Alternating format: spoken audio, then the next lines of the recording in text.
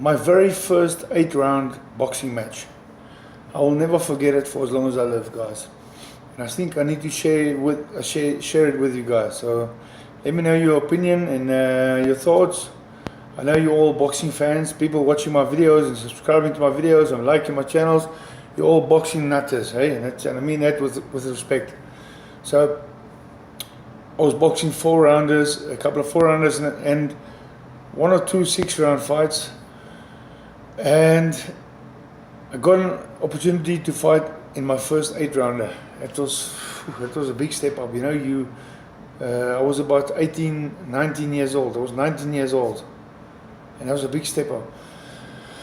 My opponent, I got to the gym one morning on a Monday. And I remember watching the previous day, the Sunday, I watched boxing on television, and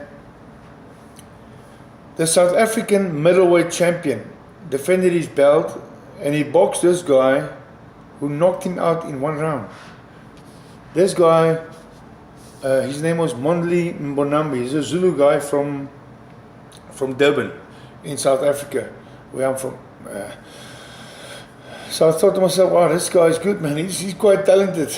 And I walk in the gym that Monday about 5 o'clock in the afternoon, 4 or 5, about 4 or 5 o'clock. My trainer says, I got you an opponent for your fight. You're fighting in, I think, about 3 or 4 weeks' time. I said, oh, okay, who am I fighting? He said, that guy who fought last night, yesterday on television. He fought the SA champion. I had to think about it. I thought, what? I said, but he knocked out the SA champion, the South African champion. He knocked him out in 1 round. My trainer was crafty. He was a very good coach, and he was good with psychology. He said to me, no. It was just a slip. He twisted his ankle, so he couldn't continue. Not true, mate. It wasn't true. But you know what? Like I said in my other video, I was raised never to talk back to adults. And my trainer, I had to show respect to my coach. And I had to respect his decision, because I can't go and argue with him and say that I'm not good enough and I'm not this and I'm not scared, you know. Okay, this guy was a middleweight. I was a light middleweight, which is there's a big difference, a weight difference. He was a bigger guy than me, and he was a year older than me. You know what? I just kept quiet, and I believed my coach, because I thought that my coach, that night I went home and I thought to myself, my coach, he's got to believe in me for organizing me this fight, because I was a prospect, I was a young prospect, I was going places. So why is he getting me such a hard fight? So anyway, I trained and I trained. I was running every morning with my coach. It was myself and my coach. My coach was driving behind us with his car. Nice, cruising behind us. And it was about myself and about 10 or 12 other boxers, all black boxers. I was the only white guy. No problem. They were like my brothers. But I'm just telling you what happened. You know, we ran every morning. At 5 o'clock, I'd wake up, I would go drive there, and we would start running at 6 o'clock. And after the run, which will take about an hour, 45 minutes to an hour, I would drive home. And I got fitter and I got stronger, and in sparring, I was doing better. In sparring, I was reaching my peak. I was 21 years old, but I was coming to the stage where I was reaching my peak, and I was outboxing all my sparring partners, and I was out punching them, and they gave me compliments, and things were going well. And then come fight night, this guy, Mondli Mbonambi, I'll never forget him. Well, what happened was, we were gonna go first on. We were gonna go on just after 8 o'clock in the evening, and I was warmed up and I had gloves on and I was ready to go. And then an official walks into the dressing room and he says, "No, something went. I don't know what went wrong. Something went wrong, but now our fight, was now postponed to last in the evening. So the main event was 10 o'clock. That was a 12-round fight. So that meant my fight was about 11 o'clock. But it turned out that my fight was just before 12 at night. Wow, I had to take my gloves off. I had to just sit back and relax and chill out. And then about 2 or 3 hours later, I had to do it all again. I had to warm up, get my boots, tighten my boots, get my gloves on, get Vaseline on my face, and go through it all again. And honestly, guys, it was a little bit past my bedtime to box that late at night. But I was 20 years old. 19 or 20, I'm not 100% sure. 19, 20 years old, maybe 20. My opponent was bigger than me. He was a middleweight, as I said. I was a light middleweight. And he had knocked out the South African champion in his last fight.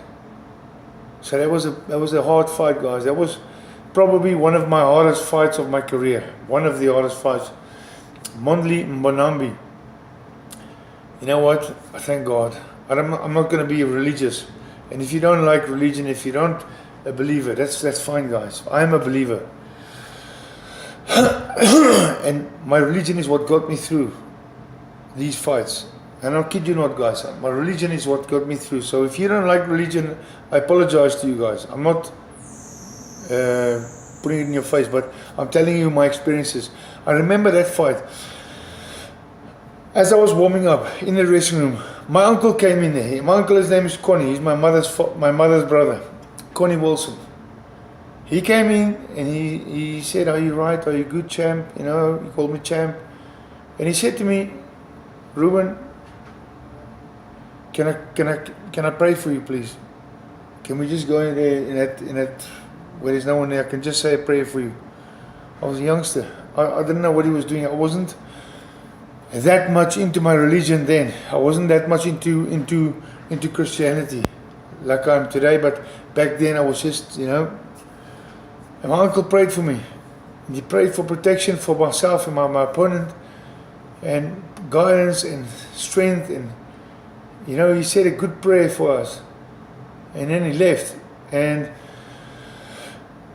that prayer must have carried me through, because it was the hardest fight of my life, guys. It went 8 rounds, and it was almost 12 o'clock. It was about 12 o'clock in the evening, late, for me to be boxing. You know, when you train for a fight, you train it in the morning, you train at 12 o'clock in the afternoon, or you train at 12 o'clock midday, or you train 4 o'clock in the afternoon, or 6 o'clock, or 7 o'clock, but not really 7 o'clock. Most boxers train during the day, professional boxers. I was training at 5 p.m. in the afternoons, 4 p.m. 4, 5, 6, half past 6.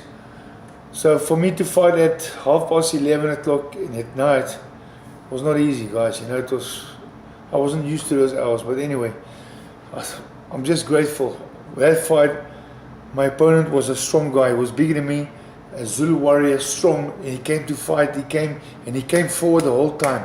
Every round he came forward. All I did was box and move, box and move.